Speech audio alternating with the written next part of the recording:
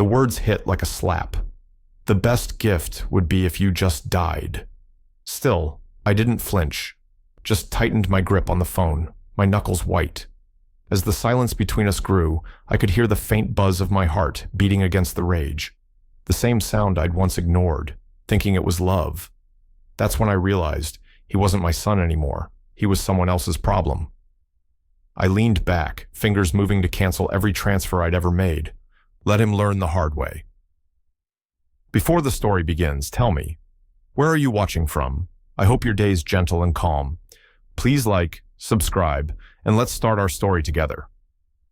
The clink of silverware against ceramic plates was usually a comforting sound in the Harris household.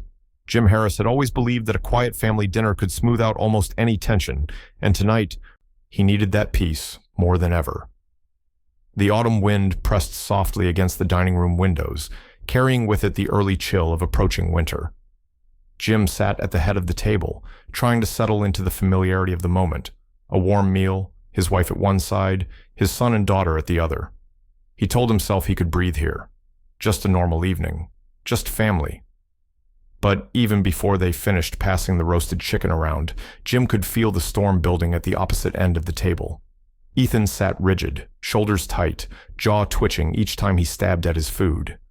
His phone buzzed repeatedly next to his plate. He ignored the calls but glared at the screen with a mixture of anger and desperation. Jim didn't want to ask, but as the silence stretched longer, thicker, heavier, Megan quietly folded her hands and looked between her father and brother, sensing the pressure rising. Finally, Ethan exhaled sharply. "Dad, I need to talk to you about the investment again." His tone wasn't a request. It was an accusation wrapped in entitlement. Jim closed his eyes for half a second. He had been hoping to avoid this. "Ethan, we've already discussed this. You need to slow down, rethink your approach. Throwing more money at things isn't what?" Ethan snapped, leaning forward. "Isn't productive? Isn't smart? Isn't mature enough for your standards?" His voice grew louder with each word. Karen reached over gently, placing her hand on Ethan's arm. "Honey, let's just eat first. You're upset. I'm upset because I'm tired of pretending everything is fine." Ethan pushed her hand away. "I'm 32 years old, and I'm still stuck while everyone else I know is moving forward. Meanwhile, my own father thinks I'm a joke." Jim stiffened, the fork slipping from his fingers. "I never said—" "You don't have to say it," Ethan spat. "You treat me like a failure every time you tell me to rethink or slow down. Maybe if you actually supported me instead of judging everything I do." Jim's heart sank. He had tried to help Ethan for years. Loans, business advice, countless bailouts. But somehow, every gesture had turned into another point of resentment. "I'm not judging you, Ethan," Jim said quietly. "I'm trying to keep you from making another mistake. You're rushing into things without a plan. I'm your father. I'm trying to protect you." But Ethan only laughed, sharp and bitter. He looked directly at Jim, eyes burning with something darker than anger, something that had been festering for years. "Protect me? You want to protect me? Dad, the best gift you could give me," his voice dropped, cutting through the room like glass, "is if you just died." The words landed with a force Jim could not have prepared for. The room froze. Megan's breath caught. Karen's hand flew to her mouth. And Jim just stared at his son, unable to move, unable to speak. It was as if Ethan had reached into his chest and squeezed until something cracked. There was anger, hot and immediate, but beneath it ran something colder, heavier, disbelief, hurt, a depth of heartbreak that stunned him into silence. Ethan's face, twisted with bitterness, blurred for a moment as Jim blinked back the sting in his eyes. "Ethan, stop," Karen whispered urgently. "That's enough. That's too far." But Ethan sat back, arms crossed, jaw set, as if daring Jim to respond. Something inside Jim snapped. He pushed his chair back, the legs scraping harshly against the hardwood floor.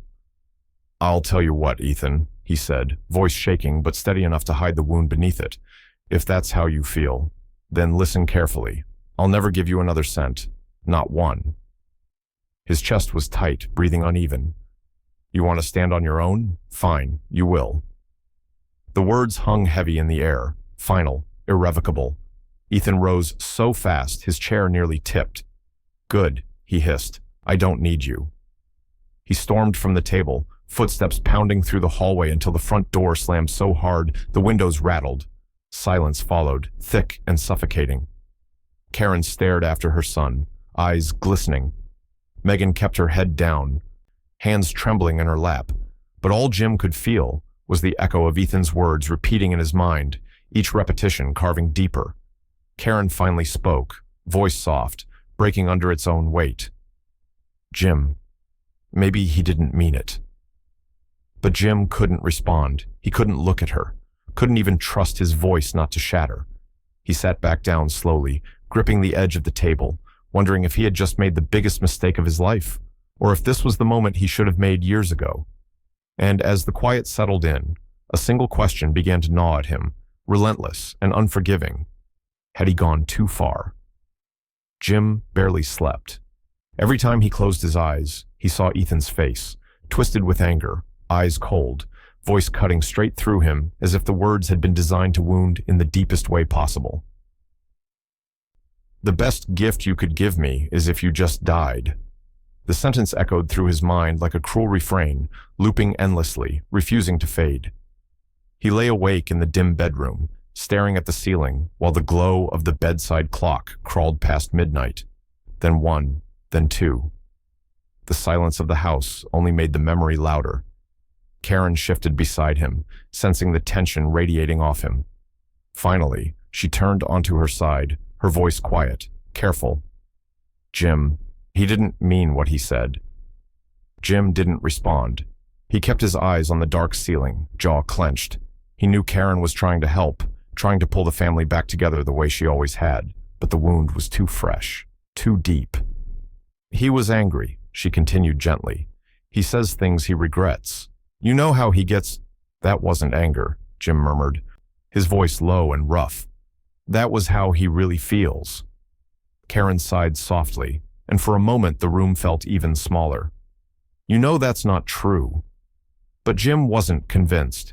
He had spent years supporting Ethan, financially, emotionally, practically, and yet tonight made it feel like none of it had mattered, like he had never been anything more than an obstacle in his son's life. At dawn, the house remained quiet. Jim got up, exhausted but determined, and walked into his home office. He sat at his desk, pulled open his financial files, and made the decision that had been forming in him ever since Ethan slammed the door. He was done funding his son's mistakes, done cushioning every fall, done enabling every new venture. His hand hovered over the keyboard for a moment, the weight of the decision pressing on him. He knew it would ignite a new war, one he wasn't sure he was ready for, but the pain in his chest reminded him. Something had to change. He canceled every recurring transfer, every fund allocation, every quiet bailout he'd been making behind Karen's back. When the last confirmation message appeared on the screen, the office felt colder. Jim leaned back in his chair and let out a breath he didn't realize he'd been holding. The choice was final. There was no going back. By mid-morning, his phone buzzed. It was Ethan. Jim stared at the screen, heart tightening. For a long moment, he considered ignoring it. Finally, he opened the message. "Dad, I'm sorry about last night. I shouldn't have said that. I was stressed. Look, I've been working on a new idea. If you could help me with one last investment, I promise this time it'll work." Jim felt something twist inside him. The apology was there, barely, but overshadowed by yet another request for money. A familiar pattern, one he suddenly saw with painful clarity. He set the phone down without replying. The silence between them grew wider, almost tangible. Jim could feel it settling over him like a cold fog, seeping into his breath, into the space between every beat of his heart. They had always had tension, always clashed, but now it felt different. Something fundamental had cracked. By early afternoon, Megan called. "Dad?" Her voice was warm, steady, the exact opposite of Ethan's sharpness. "Mom told me what happened. Are you okay?" Jim rubbed a hand over his face. "I'm fine, just tired." "You're not fine," she said softly. "You don't get quiet unless something hurts. He didn't deny it. Megan had always read him better than anyone. "He's your brother," she continued, "and he's acting out because he knows he messed up. But Dad, cutting him off like this, I'm worried it's going to push him away even more." Jim leaned back in his chair, staring at the framed family photo on his wall, the four of them smiling on a summer vacation. He wondered when they had stopped feeling like that family. "Maybe," he admitted, "but maybe it's what he needs." Megan didn't argue. She just exhaled, long and troubled. "Just don't let this break the two of you, okay? No matter how angry you are." After she hung up, Jim remained in his office, the quiet sinking deeper. He wasn't sure anymore if he'd made the right choice. Tough love sounded firm and reasonable in theory, but in practice, it felt like driving a wedge into a crack that was already threatening to split the family apart. He looked again at his silent phone, at the message Ethan had sent, the apology, the request, the familiar cycle. Would cutting him off finally force Ethan to stand on his own, or would it push him so far away that their relationship would never recover? Jim didn't know, and the uncertainty gnawed at him as the house grew darker, settling into another restless night. The silence started slowly, one ignored call, then another, then messages left unread. By the end of the week, it wasn't silence anymore. It was a wall. Ethan had cut off contact completely, as if erasing his father from his life might somehow erase the hurt, the shame, the anger boiling inside him. Jim stared at the missed calls log on his phone one morning and felt a heaviness settle over him, one that wasn't just about being shut out. It was about what the silence represented. Guilt tugged at him in one direction. Relief tugged in the other. For the first time in years, no one was asking him for money. No one was pulling him into another crisis. But the quiet felt too sharp, too final. It gnawed at him, whispering that maybe he had crossed a line he couldn't step back from. Maybe cutting Ethan off wasn't tough love. Maybe it was abandonment. And yet, another part of him whispered that maybe the distance was necessary. Maybe it was the only way Ethan would ever learn. Karen sensed the tension immediately. Every evening, she would hover near the kitchen doorway, arms crossed, eyes wide with worry. "Have you heard from him?" she would ask, her voice too hopeful for a question that never had a good answer. "No," Jim would say, always the same reply, always spoken too quietly. Karen's face tightened more with each passing day. She tried calling Ethan herself, tried texting him, tried leaving soft, pleading voice messages. Nothing worked, and with each failed attempt, she grew more emotionally frayed. One night, after yet another unanswered call, she set her phone down harder than she meant to and whispered, "He's shutting us out, Jim. He's really doing it." Jim placed a hand on her shoulder, but even that comfort felt thin, uncertain. "He needs space," he said, though he wasn't sure he believed it. Karen looked at him, searching his expression for certainty, but he had none to offer. The tension inside the home thickened until even Megan noticed. She called from her apartment one evening, asking her father if everything was okay. Jim tried to brush it off, but Megan knew better. "You look exhausted," she said, her tone soft but firm. "This isn't good for you or for Mom." Jim didn't argue. He didn't have the energy to pretend. By the end of the week, Jim needed clarity from someone outside the family, someone who wasn't caught in the emotional tangle. He called Mark Williams, his old friend, the man who had seen him through job changes, family fights, and every major turning point in his adult life. Mark agreed to meet him at a small neighborhood cafe. When Jim walked in, the bell above the door chimed, pulling Mark's attention from his coffee.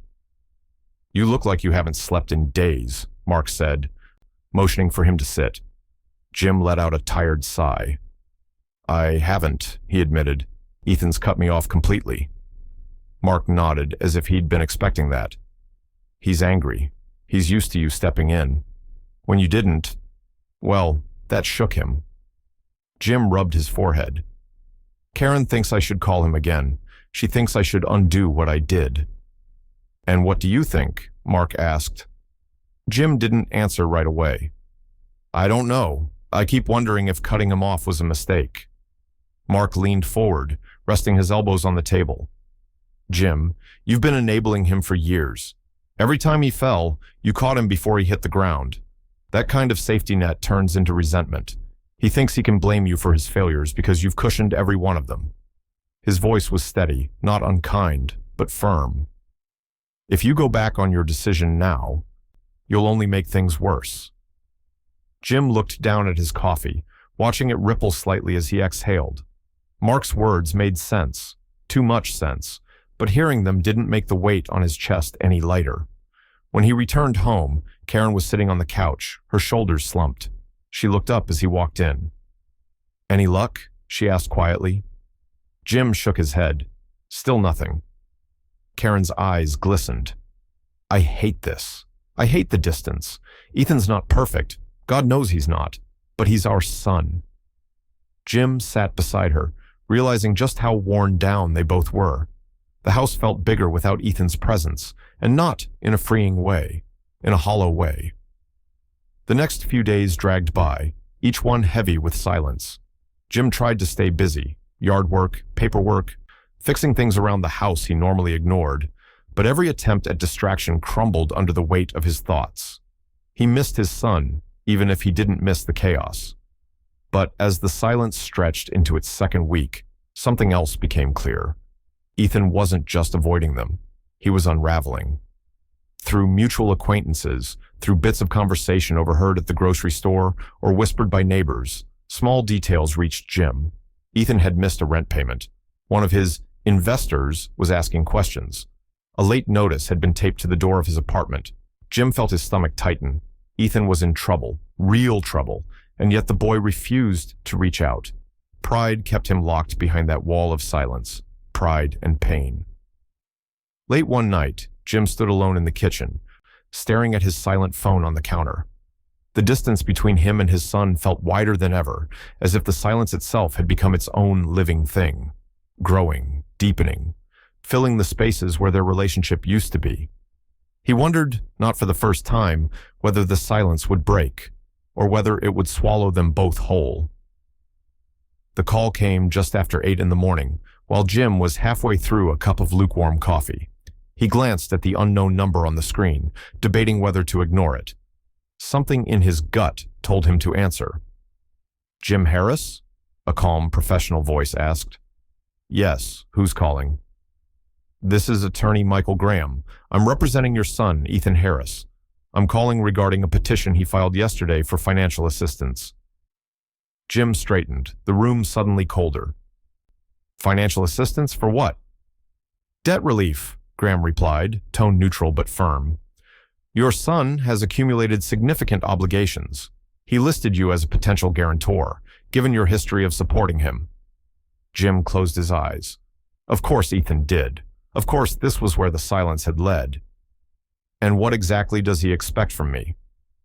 "The petition doesn't specify an amount, but it implies he's seeking your intervention to prevent further legal complications." Jim felt heat rising in his chest. Anger, frustration, hurt, all tangled together. He thanked the attorney stiffly and ended the call, but the bitterness stayed lodged in his throat long after. Another bailout, another crisis, another expectation. He sat in the silent kitchen, staring at the wall as if it held an answer he hadn't already lived 100 times. Ethan wasn't reaching out to reconcile. He was reaching out for rescue. Again. When Karen came downstairs and saw his expression, she immediately knew something had shifted. "What happened?" she asked, setting her coffee cup down slowly. He told her about the call, told her about the debts, told her about the petition. By the time he finished, Karen's eyes were wet. "Jim, he's drowning. You can't just let him sink."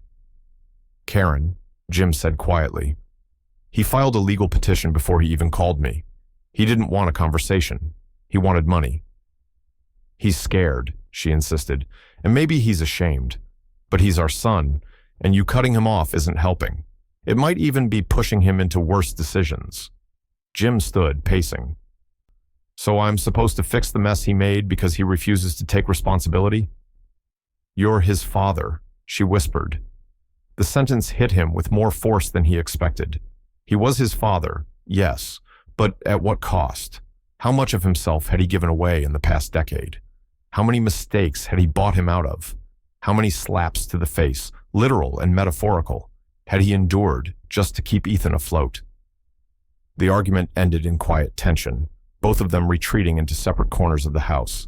No yelling, no slammed doors, just exhaustion. Later that afternoon, Megan called, her voice gentle but serious. "Mom told me what happened," she said.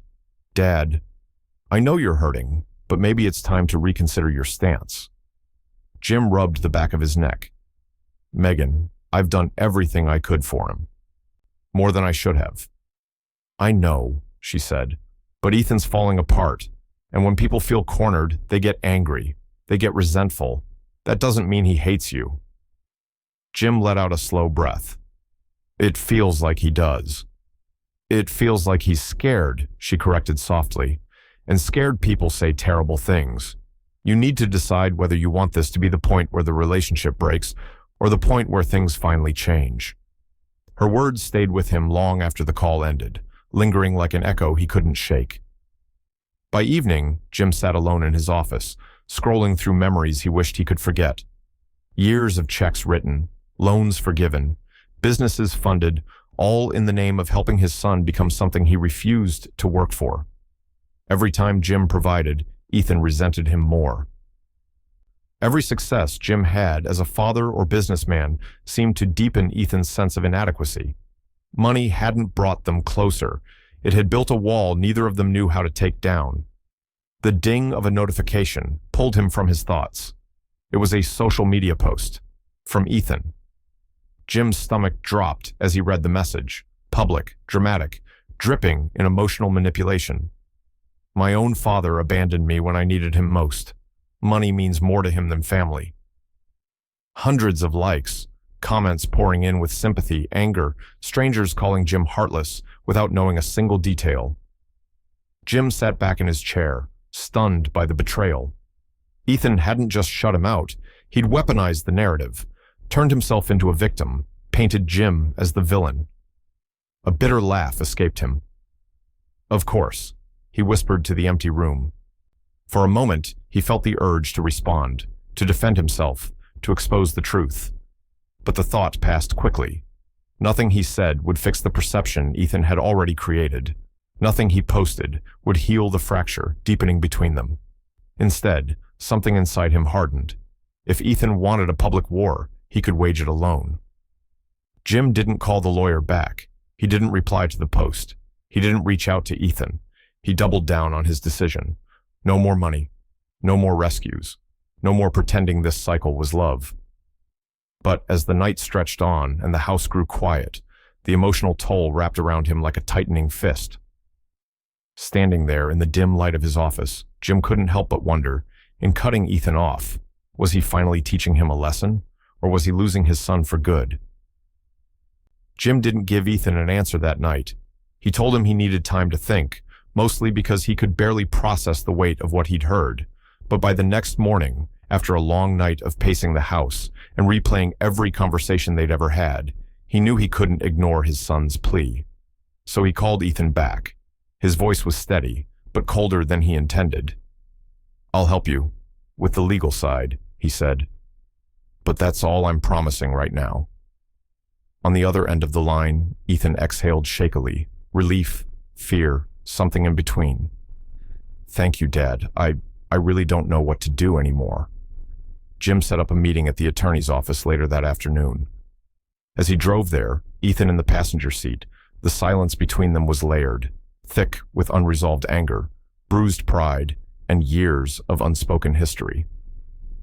Jim kept his eyes on the road, hands tight around the steering wheel, trying not to let his heart soften too quickly. But Ethan was the first to break the silence.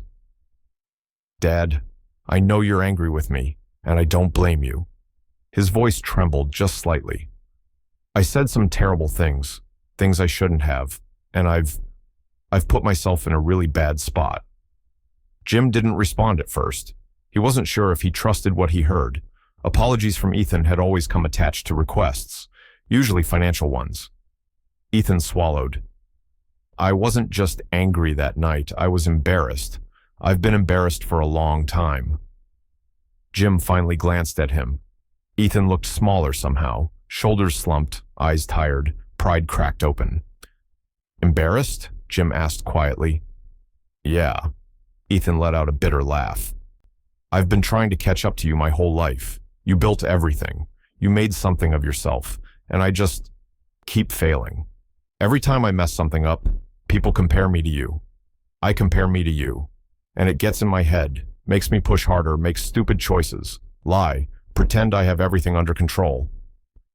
The honesty in his voice disarmed Jim more than he expected. Beneath the anger and resentment, there was a wounded man, a son who felt overshadowed, stuck in a shadow he didn't know how to step out of. Jim looked back at the road, but his chest tightened. For the first time in years, he heard something from Ethan that wasn't entitlement. It was vulnerability. I never wanted you to feel that way, Jim said quietly. I never meant to make you feel like you had to compete with me. Ethan nodded, eyes fixed on his hands. I know. You didn't try to make me feel that. I let it eat me alive. Jim didn't know what to say after that. He felt the anger loosening, the knot inside him unraveling, even though the hurt hadn't fully left. It was difficult, balancing the roles of father, protector, and disciplinarian, but for the first time in months, he felt something shifting. When they arrived home later that evening, Karen was waiting in the living room. She stood the moment they walked in, relief washing over her face. You helped him? She asked, looking between them. Jim nodded reluctantly. With the attorney, yes. Karen stepped closer, touching his arm gently. I'm glad, but Jim? He needs more than money this time. He needs you. Jim felt that statement like a weight pressed into his chest. You think I haven't been there? He asked, his tone sharper than intended. Karen shook her head softly. You've helped him financially, over and over, but emotionally, you've always kept him at a distance, and he's felt it. Jim wanted to argue. His instinct was to defend himself, but the truth hit too deeply to deny. He had kept his distance, not out of malice, but because that was how he was raised. His own father had been stoic, tough, emotionally unreachable. Jim learned early on that feelings were private, burdens were silent, and expectations were met without complaint. He'd carried that into parenthood without ever questioning it. Later that night, long after Ethan had gone to bed, Jim sat alone in his office, staring at the dim glow of his desk lamp. Memories flickered, moments when he could have said more, done more, listened more, but didn't. He'd always justified it as teaching responsibility, but now, in the quiet, he wondered how many of Ethan's insecurities were cut from the same cloth of silence he himself had inherited. When Ethan approached him the next morning, eyes tired but calmer, Jim braced himself. Dad, Ethan said softly, I know saying sorry doesn't fix everything, but I really am sorry for everything, and I know I have to change. I'm trying. It wasn't a grand apology, not dramatic, not polished, but it was real. And for Ethan, real meant something. Jim felt the conflict twist inside him again, the part of him that wanted to protect, the part that wanted to stay firm, the fear of enabling, the guilt of withholding, the love that never fully dimmed. He looked at his son, wondering where the line between helping and harming truly lay, and whether stepping back had been leadership or abandonment. And as Ethan waited for a response, Jim realized he wasn't sure which path he should take next. Ethan's collapse didn't come all at once. It came in pieces, missed payments, angry calls from lenders, investors backing out, opportunities slipping through his fingers like sand. But when the final business venture failed, the one he'd sworn would be his comeback, everything crashed at once. Within a week, he was evicted from his apartment. The locks changed, his belongings stuffed into boxes and stacked in the hallway like someone else's life. For the first time in years, Ethan had nowhere to go. Jim heard about it from Karen first. She stood in the doorway of his office, eyes rimmed with worry. He's lost the apartment, Jim. He's staying with a friend, temporarily. Jim's stomach twisted, not in triumph, not in anger, in something far more painful. Fear, a father's fear. But the bitterness inside him still pulsed like a bruise he couldn't ignore. He put himself there, Jim said quietly. Karen stepped closer. He needs you, more than he ever has. Jim's jaw tightened. And what happens if I go running to him? He'll fall right back into the same habits, same lies, same excuses. Karen shook her head, voice trembling. He's breaking, Jim. Can't you see that? He's not the same angry kid who yelled at you. He's scared, and he's hurting. Jim turned away, struggling to steady his breathing. He wanted to protect his son. Every instinct inside him demanded it, but the wounds Ethan had carved into him were still raw. You don't forget your child telling you the world would be better if you died. You don't forget the public humiliation, the years of entitlement, the broken trust. But you also don't forget the boy you raised. By late afternoon, Jim found himself in his truck, driving across town. He wasn't sure whether it was guilt, duty, love, or some complicated mixture of all three that pushed him forward. He only knew he couldn't sit in that house another minute, wondering where his son would sleep, what he would eat, what choices he'd make in desperation. He located the address Karen had scribbled on a notepad, an old apartment complex with peeling paint and flickering hallway lights. The air smelled like stale cigarettes and damp concrete. Jim climbed the narrow staircase and knocked. The door opened slowly. Ethan stood there, thinner than Jim remembered, eyes red, face pale. The pride that usually stiffened his posture was gone. There was no anger, no bravado, only exhaustion. "Dad?" His voice cracked. Jim stepped inside. The apartment was barely furnished, just a mattress on the floor, a small table, and a few boxes shoved into the corner. It wasn't a home. It was a stopgap, a place you hid while your life crumbled. Ethan tried to straighten himself, tried to act composed, but his voice trembled. "I'm sorry you had to see this. I didn't want you to." Jim's throat tightened. "Why didn't you tell me it got this bad?" Ethan swallowed hard. "Because I didn't want another lecture, and I didn't want you to think I was coming back for money again. I messed everything up, Dad, all of it, and I know it's my fault." His words came faster, breath shaking. "I said things to you that I shouldn't have. I was angry at myself, but I took it out on you. And I'm sorry. I'm really, really sorry." The tears came then, silent at first, then breaking through. Ethan wiped at his face, embarrassed, but unable to stop. Jim watched, heart twisting. This wasn't manipulation. This wasn't another performance. This was a son collapsing under the weight of his own mistakes. Jim sat beside him on the edge of the mattress. He didn't reach out, didn't hug him. He just listened, really listened, as Ethan poured out months of fear, shame, resentment, and regret. "I didn't hate you," Ethan whispered. "I hated myself, but it was easier to blame you than admit I was failing." The confession landed heavy. Jim felt something inside him loosen, but not enough to erase the damage. Not enough to pretend everything was normal. Not yet. He took a long breath. "Ethan," he said, voice steady but gentle, "I'll always be here for you. You're my son. That doesn't change. But you need to learn to stand on your own. I can help you with the legal side. I can give you advice. But I can't keep saving you every time something falls apart. You have to want to save yourself." Ethan nodded slowly, wiping his eyes. For the first time in a long time, he didn't argue. But as the quiet settled in, and Jim looked around the cramped room where his son was now living, a heavy question pressed at him, one he couldn't voice yet. Would Ethan truly stand on his own this time, or would this be just another fall he'd expect Jim to catch? The days that followed felt like a long, bitter frost settling over Jim's life. He and Ethan had spoken, apologized, even sat together in that cramped apartment, but whatever fragile bridge they'd tried to build hadn't held.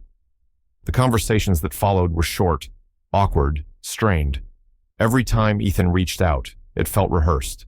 Every time Jim answered, it felt guarded. What passed between them wasn't healing. It was truce, a cold one. Jim felt it every morning when he woke, an emotional heaviness that refused to lift. He had helped with the lawyer. He had listened. He had even shown compassion he didn't know he still had in him. And yet, the gap between them remained wide and unmoving. He didn't know how to close it. He wasn't sure he even trusted himself to try. Karen noticed immediately. She'd catch him staring off, jaw tense, hands folded in ways that meant he was fighting thoughts he didn't want to say aloud. And she tried, every single day, to thaw the air between all three of them. She cooked dinner with just a little extra care, hoping they'd all sit together again. She nudged Jim to call Ethan, to check in, to offer a small gesture of warmth. She urged Ethan to come over, even if just for coffee. She tried so hard that Jim could see the emotional toll wearing her down, her worry showing in sleepless nights, in quiet sighs, in the way she held her breath whenever Jim's phone buzzed. One evening, she placed her hand gently on Jim's arm at the dinner table. "You don't have to forgive him all at once," she said softly, "but don't shut him out, not completely." Jim didn't respond. He didn't know how to tell her that forgiveness wasn't the issue. It was trust. It was fear. It was the exhaustion of years spent trying to fix a son who only saw every attempt as an insult. And the truth he couldn't say aloud, was that part of him was still angry, still hurt, still bruised in places Ethan couldn't see.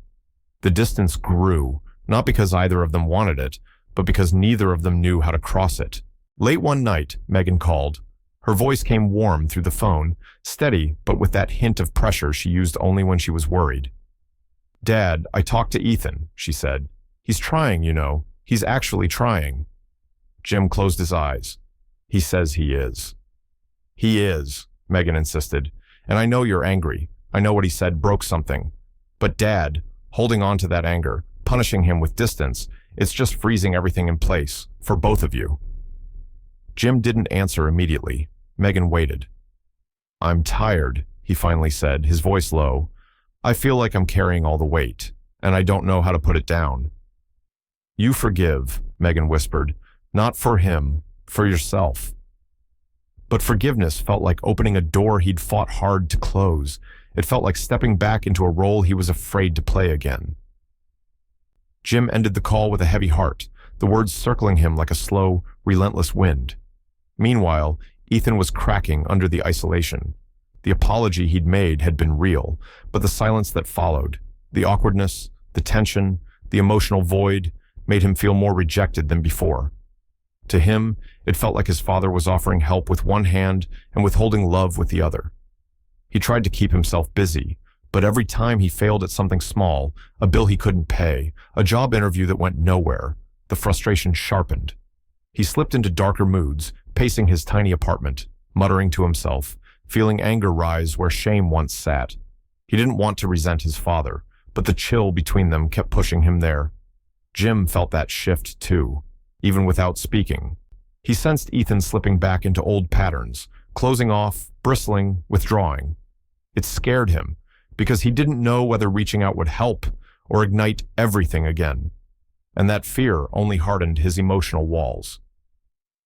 One evening, as Jim sat alone in his office, he finally admitted something to himself that he had been avoiding. Cutting Ethan off financially hadn't fixed anything. It had changed the dollar signs. It had changed the surface. But it hadn't healed their relationship. It hadn't taught Ethan how to trust him. It hadn't taught Jim how to reach him.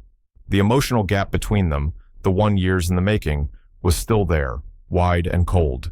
Jim leaned back in his chair, staring at the ceiling, feeling the weight of that truth settle hard in his chest. He could fix debts. He could hire lawyers. He could call in every favor he had, but he couldn't buy back the closeness they'd lost. And as the night deepened and the cold between father and son stretched quietly through the house, Jim realized with an uneasy certainty, this wasn't a financial war anymore. It was emotional, and the fight was far from over. Jim spent the next few days caught in a storm of thoughts he couldn't quiet. Every time he sat at his desk, every time he lay down to sleep, every quiet moment in between, Ethan's words echoed through him. Not the cruel ones from months ago, but the newer ones. The apologies, the trembling voice, the admission of failure, the vulnerability Jim had waited years to hear but never believed would come.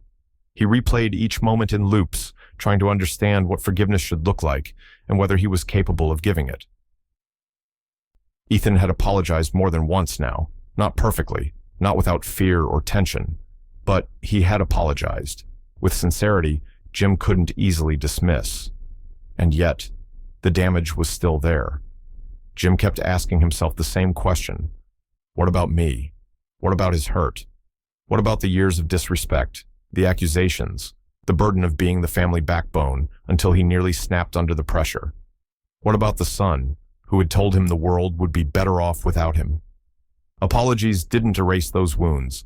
They only shined a light on the cracks that had been there all along. One late afternoon, as Jim sat staring out the living room window, Ethan texted again. Dad, I'm sorry. Not just for that night. For everything. I know you've done more for me than I ever admitted. I took advantage of you. I blamed you for things that were my fault. I'm trying to do better. Please let me show you. Jim read the message twice. 3 times. Something in his chest twisted. Guilt, sadness, maybe even pride. But acceptance didn't come easily. A father wasn't supposed to feel this conflicted, but he did. Karen found him sitting there with the phone still in his hand. She took one look at his expression and sat beside him. He reached out again? Jim nodded. What did he say? That he's sorry, again. Jim exhaled slowly. He says he wants to do better. Karen rested her hand on his knee. And what do you want, Jim? He shook his head. I don't know. I feel like I've spent so long trying to take care of him that I forgot how to take care of myself. She didn't interrupt. She just listened. I'm angry, he admitted, more than I've let myself say. He hurt me, and he doesn't understand how deep it went. He thinks an apology fixes everything. Karen nodded softly. An apology doesn't erase the past, but it's a start. And maybe it's your turn to decide what comes next, for your own peace. Jim rubbed the back of his neck, feeling the weight of the choice pressing into him. His anger had protected him for months, shielded him from giving too much, from enabling Ethan again. But lately, it felt less like protection and more like poison, something eating away at him. That night, Jim found himself thinking about his own father, a hard man, silent, unmovable, a man who believed emotions were weaknesses that needed to be stamped out. Jim had grown up craving approval he never received, longing for words he never heard, and without meaning to, he'd built his own version of those same walls. Was he doing to Ethan what had been done to him? Was distance the legacy he wanted to pass down? The thought unsettled him more deeply than he expected. 2 days later, Jim agreed to meet Ethan at a small cafe across town, a neutral place, somewhere neither of them held emotional history. The moment Jim walked in, he saw Ethan sitting at a corner table, hunched slightly, hands clasped like he was bracing for impact. Dad, Ethan said, standing awkwardly. Jim nodded, taking the seat across from him. The silence that followed was thick. Ethan finally spoke. I know I apologized before, but I need to say it again. And clearer. I took you for granted. I treated you like a bank instead of a father. And when you stopped helping, I blamed you when I should have blamed myself. Jim didn't interrupt. I was jealous of you, Ethan continued, voice tight. And instead of trying to fix myself, I lashed out at you. I don't expect everything to magically fix itself. I want a chance to be better. The sincerity in his son's eyes was unmistakable, but so were the memories, the harsh words, the years of blame. Jim swallowed hard. I hear you, he said quietly. But Ethan, forgiveness isn't instant. You hurt me, deeply. I can't pretend I'm past that. Ethan's face fell, but he nodded. I get it. The conversation teetered between progress and pain. Every attempt to reconnect seemed to scrape across old scars. Ethan's guilt clashed with Jim's guardedness, and though both of them wanted healing, neither knew quite how to reach it. When the meeting ended, they walked out together in a silence that wasn't cold, but wasn't warm either. Something in between. At the curb, Ethan paused. Dad, can we try again? Not fix everything at once, just try? Jim hesitated. His heart pulled in 2 directions, but he saw the longing in Ethan's expression, the kind he himself had once felt toward his own father, and something inside him softened. He exhaled slowly. Yes, he said, we can try, but this time we do it slowly, and you stand on your own 2 feet. Ethan nodded, relief flickering across his face. As Jim watched his son walk away, he felt the first faint shift in the emotional ice that had kept them apart. Healing would be long, hard, uneven. But maybe, just maybe, it was possible. Yet, as he turned toward his truck, a familiar doubt whispered at the back of his mind. Was he giving Ethan another chance, or opening himself up to another wound? Jim had known Ethan's finances were a mess, but he hadn't understood, not truly, how deep the pit went. Not until he sat down with a stack of documents Attorney Graham forwarded, each page carrying numbers that made Jim's chest tighten. Loans Ethan had taken out under inflated projections. Partnerships he'd entered without reading the fine print. Creditors multiplying like weeds, accounts overdrawn, payments missed for months. It wasn't a mess. It was a collapse. The kind people didn't walk away from without consequences. Jim sat at his desk, surrounded by papers that felt more like detonators. Every form, every balance sheet, every attorney's note whispered the same thing back at him. Ethan was in far deeper trouble than even he had admitted. He pushed back from the desk, rubbing his eyes. The sheer scope of Ethan's financial disaster wasn't just irresponsible. It was reckless, self-destructive. And it had accumulated in the shadows, behind excuses and bravado, until now there was nowhere left for Ethan or Jim to hide from it. By mid-morning, Jim's phone buzzed. The number was familiar. He felt a cold knot form in his stomach. "Mr. Harris," Detective Linda Hartley said when he answered. "I need to update you." Her tone was firmer this time, less informational, more urgent.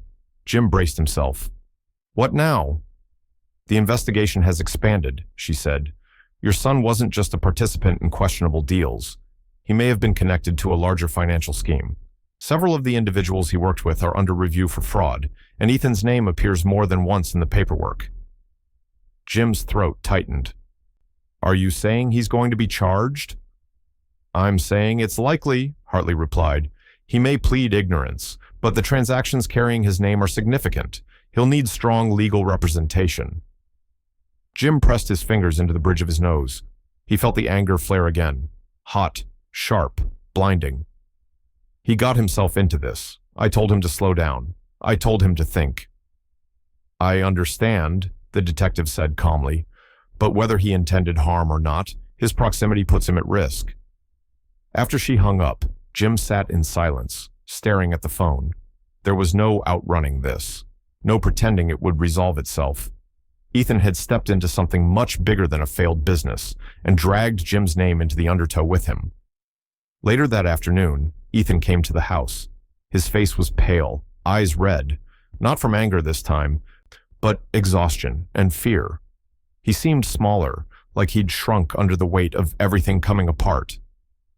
"Dad, I don't understand why this is happening," Ethan said the moment he stepped into the kitchen. "I didn't know those guys were doing anything illegal. I thought they were legit."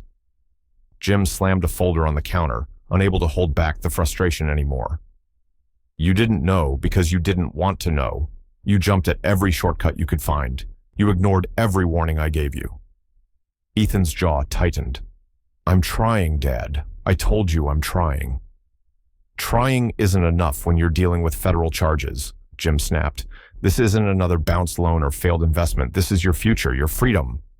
The words hit Ethan hard. Tears welled at the edges of his eyes, but he blinked them away. Arms crossed like a shield. "I didn't mean for any of this to happen." "But it did happen," Jim said, voice quieter but colder. "And you dragged my name into it. My reputation, my credibility.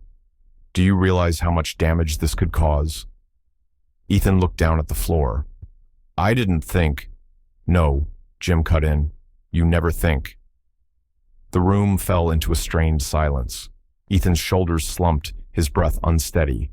Jim could see how scared he was, but the fear didn't dull the frustration burning in him. Years of stress, years of rescuing, years of emotional strain, all of it sat between them like a wall no apology could knock down. Karen entered quietly, her face tight with worry. "Jim," she said softly, "you can't talk to him like this. He's terrified. He needs support." Jim turned to her, hurt flashing in his expression. "I am supporting him. I'm the only reason he isn't already sitting in a jail cell. But emotionally, she said, he needs you there too. Jim wanted to argue. He wanted to tell her how unfair it felt, how betrayed he was, how this wasn't just Ethan's mess, it had become his mess too. But the words didn't come, only a deep, exhausted sigh.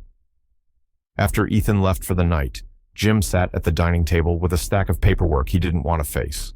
Legal strategy, asset protection, reputation mitigation. He needed to prepare for the worst, not just for Ethan, but for himself, for the family name, for everything he had built. The weight of it all pressed down on him until his hands trembled. He was angry, he was disappointed, he was scared, and beneath all of it, he was heartbreakingly tired. As the clock ticked past midnight, one truth settled in his mind with chilling clarity. Cutting Ethan off financially hadn't stopped the consequences. It had only delayed the explosion, and now the fallout was coming for all of them. Ethan showed up at Jim's front door early in the morning, long before the sun had risen. The porch light caught his face first, pale, drawn, eyes swollen as if he hadn't slept in days. When Jim opened the door, Ethan didn't try to hide his desperation. It poured out of him in the slump of his shoulders, in the tremble of his breath, in the way he clutched a stack of papers against his chest like they were too heavy to hold. "Dad, I need help," he whispered. Jim didn't speak, didn't step aside. He simply looked at his son, the same son who had once told him the best gift he could give was to die, and felt a familiar ache twist in his chest. Ethan swallowed hard. "The legal bills, I can't pay them. The attorney says the investigation is getting bigger, and I need proper representation or—" His voice cracked. "Or I could be in real trouble."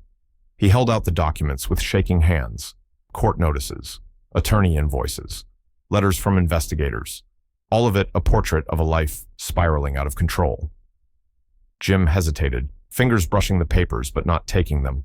His mind replayed every wound Ethan had inflicted, every cruel word, every entitled demand, every moment Jim had felt more like a wallet than a father. The resentment still lived in him, sharp and alive. "Ethan," he said quietly, "you know I told you I wasn't doing this anymore."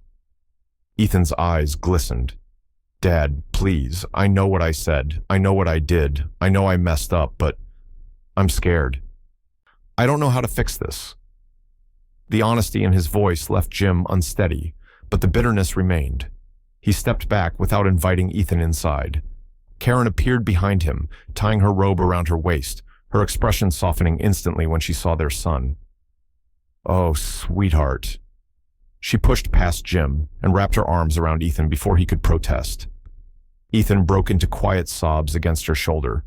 Jim watched, conflicted, torn between anger and instinct, between the urge to protect and the need to stand firm. Inside, with coffee brewing and the morning slowly brightening the kitchen, Ethan laid everything out on the table. The numbers were worse than Jim expected. Legal fees that could drain savings, potential charges that carried real consequences. And at the center of it all stood Ethan, broken but still not fully accepting his role in the disaster. "I didn't know what those guys were doing," Ethan repeated softly, staring at the table. "I should have paid more attention. I should have asked more questions, but I didn't mean to get involved in anything illegal." Jim's voice came out tense. "You never mean to, Ethan, but you always end up knee-deep in trouble anyway." The sting hit both of them. Karen touched Jim's arm gently. "He needs a father right now, not a judge." "He needs accountability," Jim argued. "Every time I bail him out, he goes right back to the same behavior." Ethan's voice broke. "I'm not asking for you to fix everything. I'm just asking for a chance not to lose everything." The plea hung in the room like a tremor. Later that afternoon, Jim met with attorney Michael Graham again. The lawyer went over the charges, the evidence, the possible outcomes.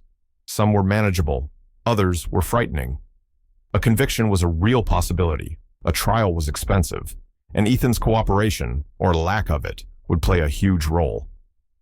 When they stepped out of the office, Jim felt the weight settle deeper into him, heavy and unrelenting. "Mr. Harris," Graham said, pausing before walking away, "your son's situation is severe, but not hopeless. With the right guidance, he can get through this, but he needs someone steady in his corner. Jim nodded slowly. I'm trying to figure out if that can still be me. Graham offered a sympathetic look. Only you can decide that. That evening, Jim sat at the dining table staring at nothing. Karen joined him quietly, placing her hand over his. You're carrying this alone, she said softly. And you don't have to. Jim sighed. If I help him, I'm enabling him again. If I don't, he could ruin his life. And part of me still hurts, Karen. He hurt me. Deeply. And nobody seems to understand that.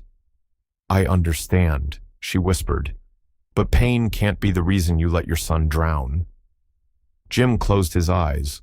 The emotional exhaustion stretched through him like a frayed rope, anger pulling in one direction, love in the other.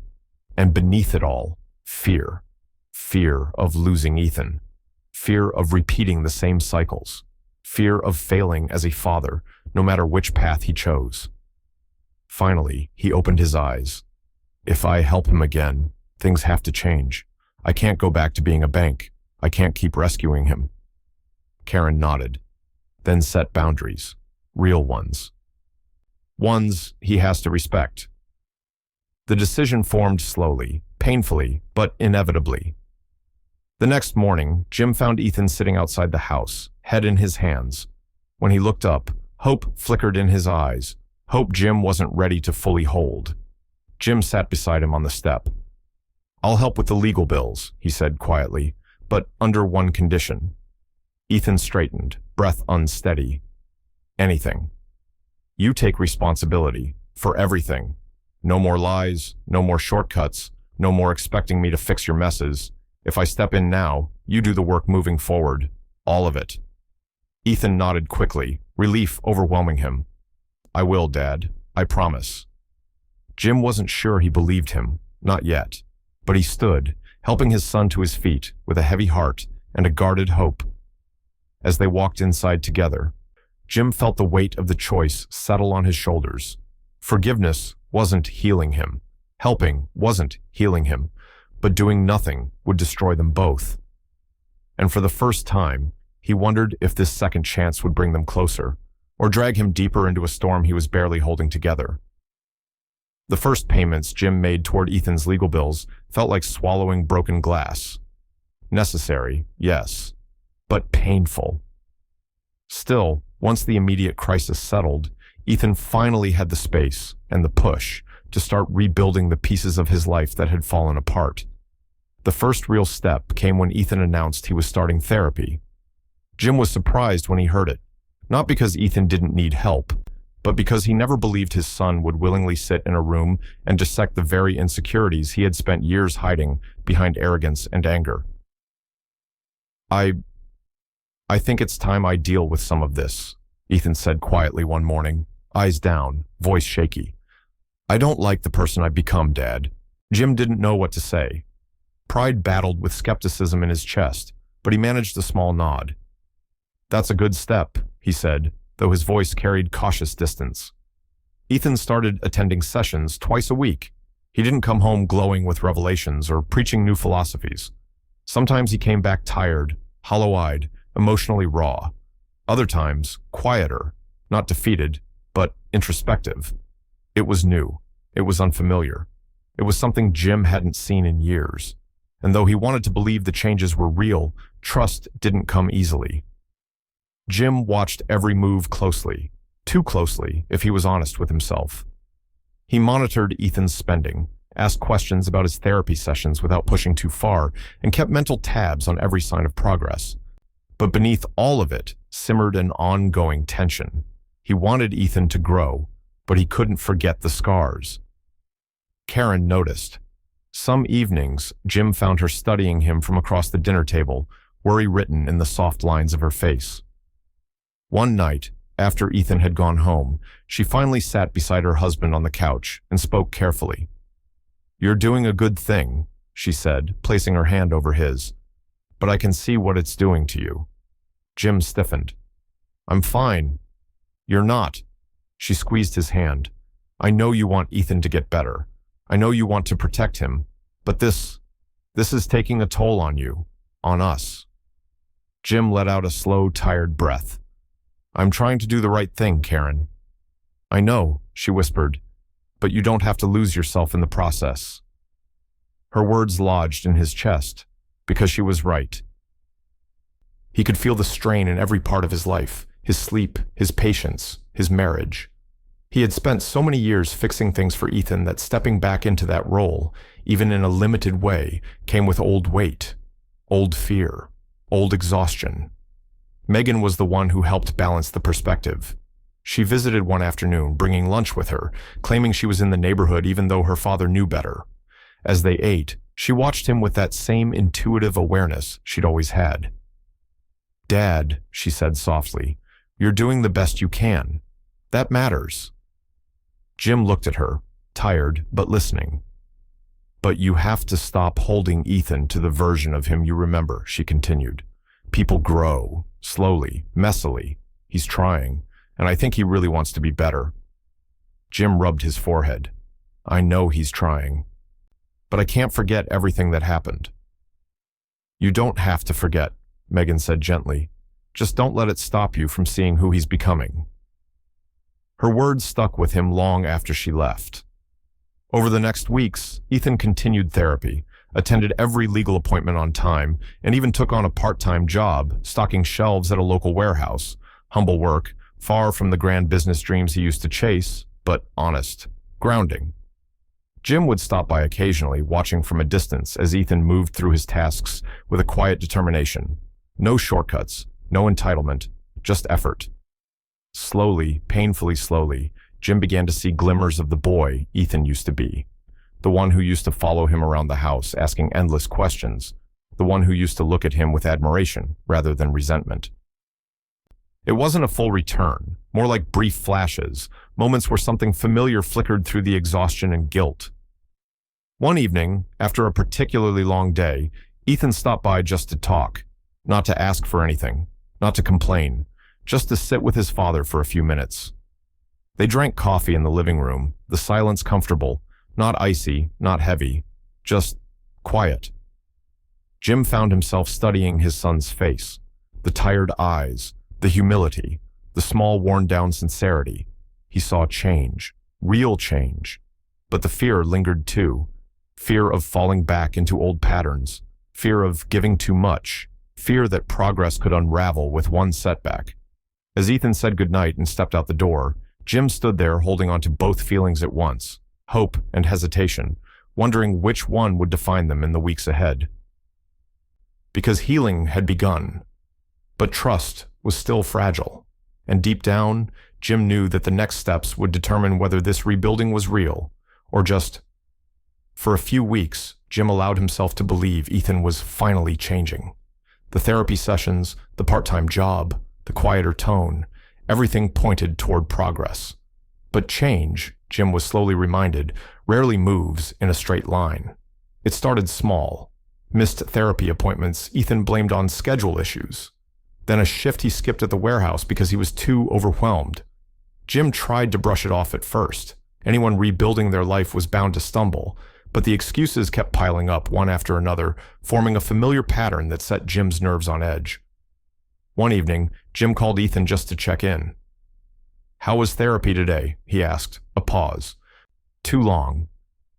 I didn't go," Ethan admitted. "I'll make it up next week." Jim closed his eyes, disappointment washing over him like a cold wave. "You said that last week." "I know, Dad, but things are stressful. Everything is happening at once." Stress.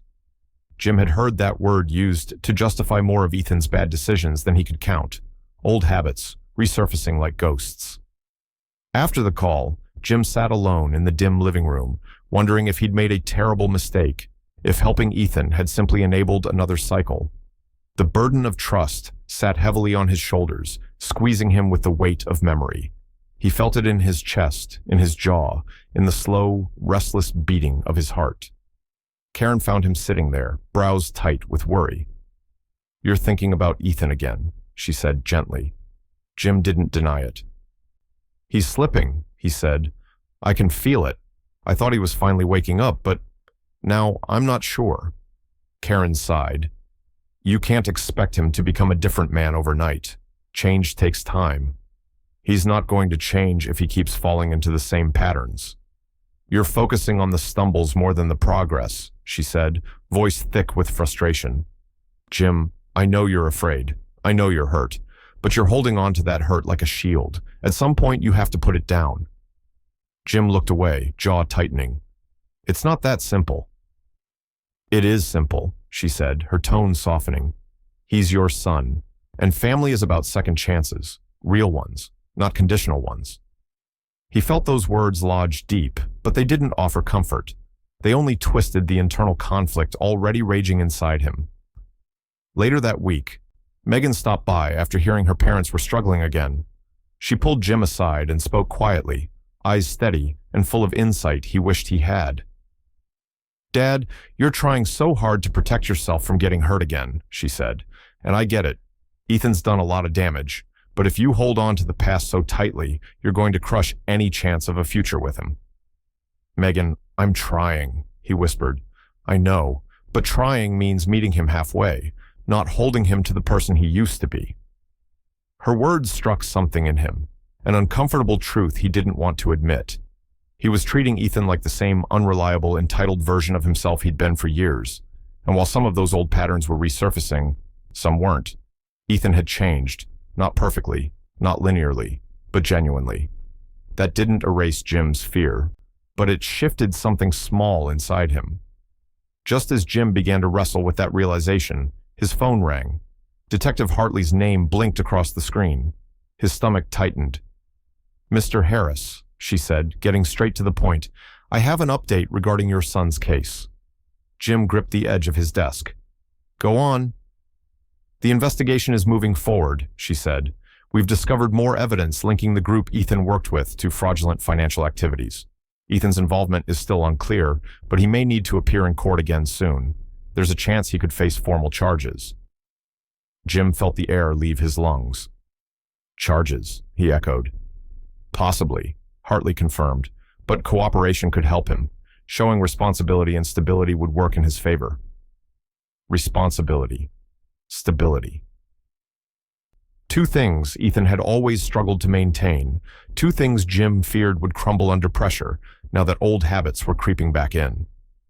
After she hung up, Jim sat in stunned silence. Ethan was slipping again. The timing couldn't be worse, and if Ethan didn't get himself together, truly together, he could lose everything. That night, Jim stood in the kitchen staring at the phone, debating whether to call Ethan, to warn him, to push him, or to step back before he drowned in the chaos again. His internal battle roared louder than ever, one part of him desperate to protect his son, the other terrified of being dragged back into emotional and financial ruin. He knew he had to make a choice, stand with Ethan in the storm, or step away to protect his own peace. Either choice carried consequences. Either choice could break something he wasn't sure he could rebuild. As the house settled into a heavy, uncertain quiet, Jim realized the decision he made next would affect not just Ethan's future, but his own. Another temporary phase before another collapse. The lies surfaced on a quiet Thursday evening, small, almost subtle, but enough to snap the fragile thread holding Jim and Ethan's progress together. Jim had called the therapist's office to confirm Ethan's next appointment schedule. The receptionist politely told him Ethan hadn't shown up in 2 weeks. 2 weeks. Yet every time Jim had asked, Ethan had insisted he was going. The moment Jim hung up the phone, something inside him cracked. Not loudly, not dramatically, but in a quiet, devastating way that felt too familiar. Betrayal didn't always roar. Sometimes it whispered. When Ethan came by the house later that evening, trying to act normal, Jim didn't even give him time to sit. When was your last therapy session? Jim asked, voice flat. Ethan froze. Tuesday, same as usual. Jim stared straight into his son's eyes. Don't lie to me. The denial came too fast, too defensive. Then the facade broke, and Ethan's shoulders slumped. I'm sorry, he muttered. I needed a break. Everything's been too much. Jim's jaw clenched, a familiar ache tightening in his chest. A break? Ethan, this isn't a gym membership you can skip when you're tired. You promised you'd follow through. I know, Ethan shot back, voice rising. But you keep checking up on me like I'm a child. I feel suffocated. I'm trying. Suffocated? Jim cut in sharply. You're facing legal trouble. You asked for my help. You begged for another chance. And now you're lying to me again? Ethan looked away, jaw tightening, shame and frustration mixing in the tension of his posture. I'm doing my best. Lying isn't your best, Jim said coldly. It's your habit. The words struck their mark. Ethan winced, then grabbed his jacket. I knew you'd never really trust me, he muttered. Nothing I do is good enough for you. He walked out before Jim could respond. The door slammed, rattling picture frames on the wall. Jim stood alone in the silence, feeling the slow burn of heartbreak and disappointment. He wasn't even angry, just exhausted, too tired to fight, too worn down to hope. Every attempt at rebuilding seemed to circle back into the same loop, the same broken dynamic. Later that night, Karen found him sitting on the edge of the bed, staring at nothing. What happened? She asked softly. Jim told her. Her face tightened with frustration, not just at the lie, but at the chasm widening again between the two people she loved most. Jim, he's trying, she said, voice trembling. And he's scared. You can't expect him to undo years of bad habits all at once. He lied, Jim said, barely above a whisper. Again, after everything. And you've lied before too, Karen said gently. All parents have, but Ethan's mistakes are out loud, messy, visible, and he knows he disappoints you every time he slips. Jim looked away, pain flickering in his eyes. I want to trust him, but I can't pretend nothing happened. Karen exhaled shakily. I'm caught in the middle, Jim. I'm terrified of losing him, and I'm terrified of losing you to this anger. The words landed hard. By the time Megan stopped by the next morning, the house felt divided, quiet in a way that wasn't peaceful, heavy, stretched thin. She sat across from her father at the kitchen table, hands wrapped around a cup of coffee she barely sipped. Dad, I know things are bad right now, and I know Ethan messed up, but you have to remember, family doesn't heal overnight. Jim didn't speak. Megan leaned forward. He is changing, even if it's not perfect. You see the progress, but you're so afraid of being hurt again that you focus only on the setbacks. It's not that simple, Jim muttered. It is, she said gently. You're both scared of disappointing each other, and instead of talking about that fear, you're building walls. Jim's chest tightened, because she wasn't wrong. The real confrontation came later that afternoon when Ethan returned, not calm this time, but spiraling. His anger sharp, his frustration turned outward. He accused Jim of never believing in him, of always assuming the worst, of treating him like a lost cause. Jim fired back, saying he was tired of being lied to, tired of repeating the same cycle, tired of being asked to carry the weight of every mistake. Voices rose, accusations flew, old wounds resurfaced like bruises pressed too hard. The argument didn't end with a resolution, just silence. Bitter, wounded silence. After Ethan left, the house felt colder than before. Karen cried quietly in the living room. Megan stood by the door, staring at the floor. Jim retreated to his office, closing the door behind him, but unable to shut out the voices echoing in his mind. Every word. Every hurt. Every mistake. His and Ethan's. For the first time, Jim wondered if he had been too hard, too unforgiving. But admitting that would mean facing his own emotional damage, the part of him that had been scarred long before Ethan's mistakes ever began. The house felt divided now, not just between father and son, but down the center of the family itself. Loyalties stretched thin, hearts pulled in different directions, everyone caught in the crossfire. As night fell, Jim sat there in the dim light, feeling the weight of everything pressing down on him, unsure which fracture would heal, and which one might break them for good. Jim sensed something was off the moment Ethan stepped through the door. It wasn't just the forced smile or the jittery energy. There was a desperation humming beneath his skin, a familiar tension Jim had learned to recognize over years of broken promises and half-truths. Ethan hovered near the entryway, shifting his weight from foot to foot, eyes darting around the house like he was preparing to deliver bad news. "Dad, can we talk?" Ethan finally asked, voice uneasy. Jim closed his eyes for half a second, bracing himself. "About what?" Ethan swallowed. "It's about the legal bills and the investigator. I need more help." There it was. The words Jim dreaded, the words he had expected, even when he'd hoped otherwise. Jim kept his tone even. "We discussed this. I already paid for the attorney. That's where my involvement ends." Ethan flinched. "I know, but things are getting worse. There's another fee and I don't have it. I need you to—" "No." Jim didn't raise his voice, but the firmness in it silenced the room. Ethan blinked rapidly, scrambling. "Dad, I wouldn't ask if it wasn't serious. I swear. I just need a little more, please." And then came the twist, the manipulation Jim recognized instantly. "If you don't help me," Ethan said, voice trembling just enough to sound rehearsed, "I could lose everything. They might even think I'm hiding something. You don't want that on your conscience, do you?" The air froze. Karen, who had been in the kitchen, turned sharply toward them. Jim's jaw tightened as the word conscience echoed in his mind. He had heard variations of this plea before, emotional pressure disguised as vulnerability. "You're trying to guilt me," Jim said, voice lowering to a dangerous calm. "After everything, you're still trying to manipulate me."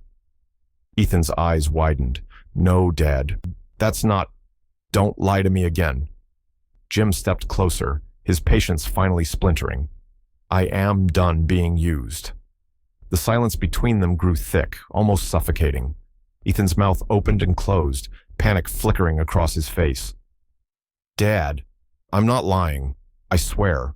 I'm drowning." "You've been drowning for years," Jim snapped, "and every time I pull you out, you jump right back in."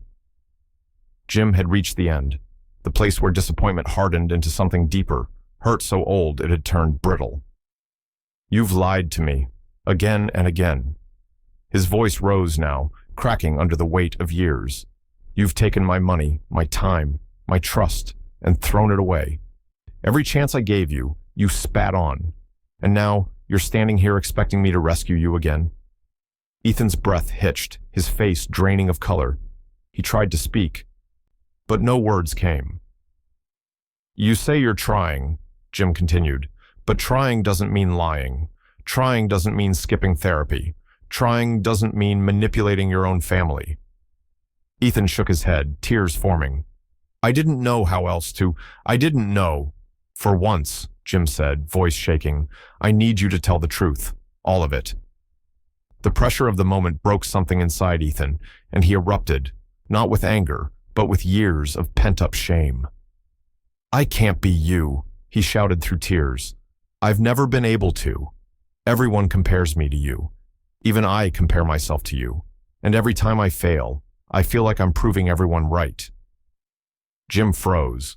Ethan kept going, his voice cracking as the dam shattered. "I've messed up every chance I had, I know that, and I hated myself for it, so I blamed you. Because it was easier than admitting I'm not good enough. I never thought I could be what you wanted." The confession reverberated through the room. Karen covered her mouth, tears spilling.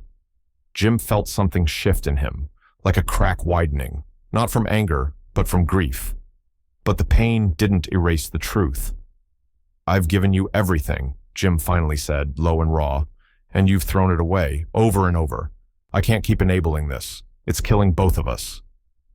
Ethan choked on a sob, taking a shaky step backward. He had seen his father angry before, disappointed, frustrated, but never like this. Never cold, never done. Karen stepped between them, voice breaking. "Jim, please. He's trying to talk to you. He's finally being honest. Don't shut him out." Jim looked at her, really looked, and saw her heart break. The fracture running through their family. But he couldn't soften, not yet. The wounds ran too deep. "I'm not shutting him out," Jim said quietly. But I can't pretend anymore, and I can't fix him. He has to fix himself. Ethan sank onto the couch, burying his face in his hands. The room felt too small, too tight, filled with unsaid things and wounds that had never fully healed.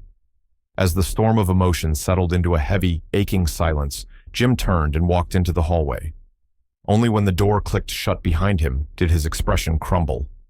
The anger drained, replaced by something heavier: fear, guilt, the ache of a father wondering where he had gone wrong. He sat there alone, head in his hands, replaying every moment from Ethan's childhood to now, every choice he had made, every time he'd been distant. Every time he'd tried too hard to compensate with money instead of words. Had he failed as a father? Had he built the very patterns he now resented? He didn't know. But one thing had become painfully clear. They couldn't keep surviving off apologies and arguments. If either of them wanted real healing, they would have to confront the deeper wounds, the ones neither had dared touch for years. And as Ethan cried quietly in the next room, and Karen stood torn between them, Jim realized the hardest truth of all. This wasn't the end of their conflict. It was. The letter arrived on a gray morning thick with winter air, an official summons stamped with the bold insignia of the county court. Ethan's court date had been set. Fraud investigation, public hearing, mandatory appearance. Jim sat at the kitchen table with the papers spread out like evidence of every mistake that had brought them here. His hands felt heavy as he traced the legal jargon. In clear terms, Ethan was being held accountable for the fraudulent ventures he'd entangled himself in, knowingly or not. This was no longer a conversation, a warning, or a threat. This was real. Ethan's life was about to change, and there was nothing Jim could do to stop it. When Ethan came over later that day, he looked hollowed out, his shoulders hunched, his eyes sunken, his voice barely above a whisper. "Dad, they set the date, next Tuesday." Jim nodded slowly but didn't stand. He felt a mix of guilt and distance, like he was watching his son through glass, powerless and uncertain. He wanted to show love, support, something softer. But the damage between them made every gesture feel forced. "I'll talk to Attorney Graham," Jim said finally. "He'll walk you through what to expect." Ethan nodded, but Jim could see the tremor in his hands. As the silence stretched, Ethan finally whispered, Are you going to come?" Jim didn't answer right away. The question landed like a stone in the center of the room, rippling through the tension already hanging between them. He wanted to be there. He also didn't want to be there. Attending meant facing every consequence of Ethan's actions publicly, neighbors whispering, reporters scribbling, judges eyeing him with pity or suspicion. It meant being seen as the father of the man who had fallen. It meant feeling again the sting of every failure, every time he had rescued Ethan, only to watch him crash harder. "I don't know yet," Jim said quietly. Ethan nodded once, as if he had expected that, but the disappointment was unmistakable. "Okay." That night, Karen confronted Jim with a flood of emotion that had been building for weeks. "You have to go," she insisted, eyes shining with desperation. "Whatever he's done, he's still your son. He needs to know you're there." Jim rubbed his temples. "Karen, showing up doesn't undo the consequences, and he has to face them." "I know," she said, voice cracking, "but he shouldn't face them alone. If you stay home, he'll think you gave up on him. Completely." Her words pierced deeper than she realized. Jim wrestled with it for hours afterward. He wanted to show Ethan he hadn't abandoned him. But he also struggled with the humiliation, the knowledge that his son's mistakes would be displayed in a courtroom where strangers would judge not just Ethan, but him as well. The father who had paid for every rescue until finally refusing to pay for another. Still, as the court date approached, Jim felt something shifting, a faint pull, a reminder of the responsibility he had carried, and sometimes mishandled, for decades. Ethan's mistakes were his own, yes, but Jim's absence at the hearing would leave another scar neither of them could heal from. On the morning of the hearing, Jim stood at the bathroom sink, staring at his reflection. His face looked older than it had months ago, tired, etched with strain, but his eyes carried something resolute. When he walked into the living room and told Karen, "I'm going," she broke into relieved tears. The courtroom was colder than Jim expected, sterile, echoing, a place where hope and fear tangled in tight knots. Jim sat in the second row, hands clasped, while Ethan sat beside Attorney Graham at the front. Ethan looked small, shrinking in a suit that didn't quite fit him, his eyes flicking back toward his father almost constantly. The judge reviewed the evidence, the statements, the documents. Each page read aloud felt like peeling back another layer of Ethan's failures, mismanaged accounts, reckless loans, affiliations with individuals under investigation. Jim swallowed hard, feeling judgment from the gallery. He forced himself not to lower his head. Yes, Ethan had made mistakes. Yes, Jim had contributed to the entitlement that made those mistakes possible, and now both of them were paying in different ways. During a short recess, Ethan approached him. His voice trembled. "Dad, whatever happens, I'm sorry. For everything. For the lies, the anger, the things I said. I'm sorry I dragged you into this." Jim looked at him, really looked, and saw the boy he used to be and the man he was struggling to become. "I'm here," Jim said quietly. "That has to mean something." Ethan nodded, tears threatening to spill. When the verdict finally came, the judge's tone was stern, but not merciless. Ethan received a mild sentence: mandatory restitution, community service, continued therapy, and a year of supervised financial counseling. It was a punishment, but not a life-destroying one. A chance to rebuild, a chance to prove himself. Ethan sagged with relief. Karen exhaled shakily. Even Jim felt a tension loosen inside him. But as they walked out into the cold air, the weight of the day settled differently on each of them. The legal danger had passed, for now, but the emotional cost, the fractures, the unhealed wounds, they lingered, heavy and unresolved. Jim watched Ethan step ahead of them, shoulders still hunched, and felt a quiet realization settle in. This was not the end of their struggle. It was only the end of the first battle. The real one, the battle to rebuild trust, repair damage, and redefine their relationship, was just beginning. Only healing did not arrive with the court's verdict. It didn't sweep in like a wave of relief or settle like a peaceful quiet. Instead, it crawled, slow, hesitant, uncertain. The Matthews family found themselves navigating the aftermath cautiously, like stepping across broken glass, each move deliberate and fragile. Jim and Ethan began meeting once or twice a week. Nothing dramatic, no deep confessions, just small, quiet check-ins over coffee or short walks around the neighborhood. Sometimes they talked about mundane things, the weather, the news, old memories neither of them had touched in years. Other times, the conversations drifted into silence, but not a hostile one. More like two men relearning how to exist around each other without the weight of blame hovering over every word. Still, trust did not rebuild itself overnight. Jim felt it every time Ethan spoke, listening carefully, searching unconsciously for lies or exaggerations. He hated that part of himself, hated the suspicion that had rooted itself so deeply. But after years of disappointment and manipulation, suspicion felt like armor, and armor was hard to remove. At Karen's urging, Jim eventually agreed to attend therapy.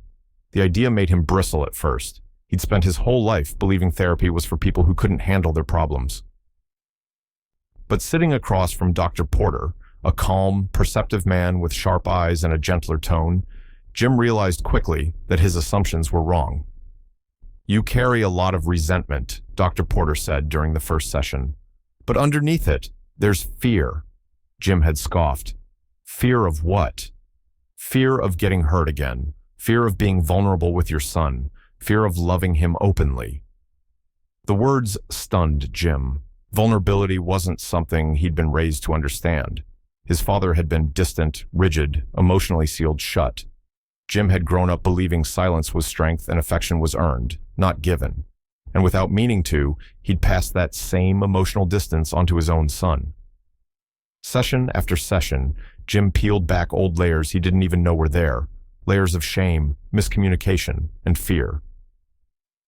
He began to see how Ethan's desperate need for approval and his self-destructive patterns had been fed by years of unspoken expectations. It didn't excuse Ethan's mistakes, but it added context Jim had never dared to consider. Meanwhile, Ethan continued attending his own therapy, though his progress was inconsistent. Some weeks, he emerged more open and reflective. Others, he stumbled, missing an appointment, retreating into himself, or falling back into self-pity.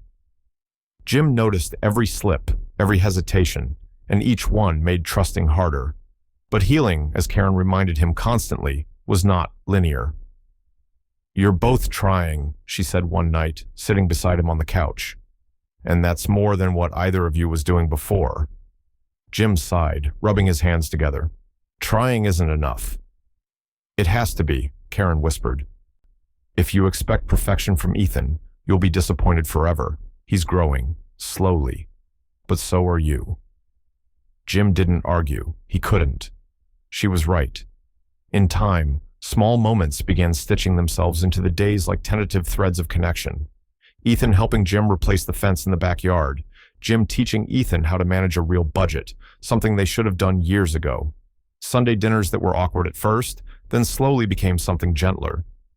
One afternoon, while fixing the broken hinge on the shed door, Ethan handed Jim a screwdriver and said quietly, "Thanks for coming to the hearing." Jim paused. The words hit deep, simple, but genuine. "I'm your father," Jim replied. "I wasn't going to let you face that alone." Ethan nodded, eyes lowered. "I'm trying, Dad. I really am."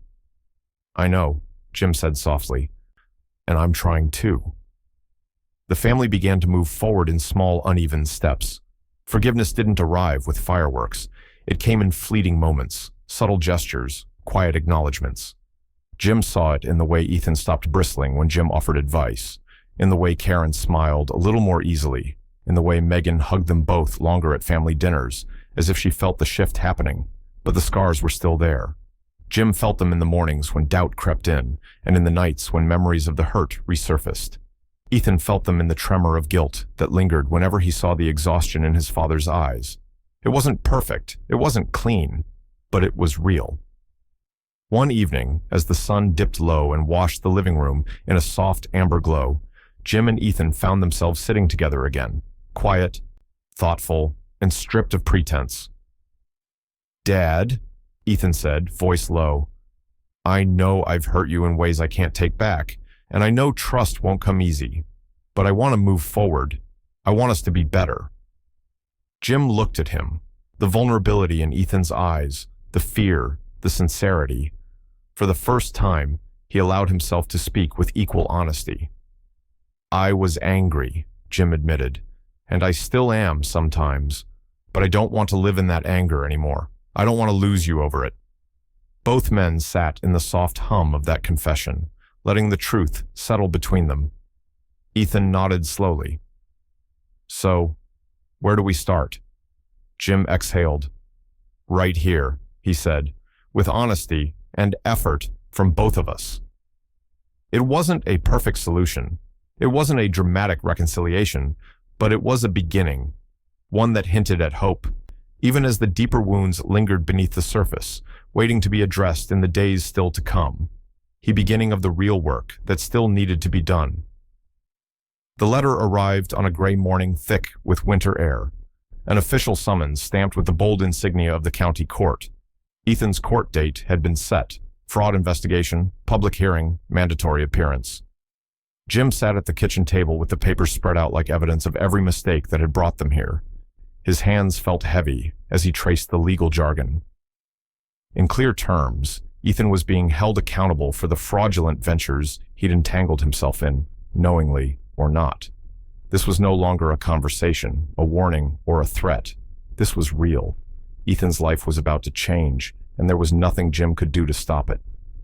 When Ethan came over later that day, he looked hollowed out, his shoulders hunched, his eyes sunken, his voice barely above a whisper. "Dad, they set the date, next Tuesday." Jim nodded slowly but didn't stand. He felt a mix of guilt and distance, like he was watching his son through glass, powerless and uncertain. He wanted to show love, support, Something softer, but the damage between them made every gesture feel forced.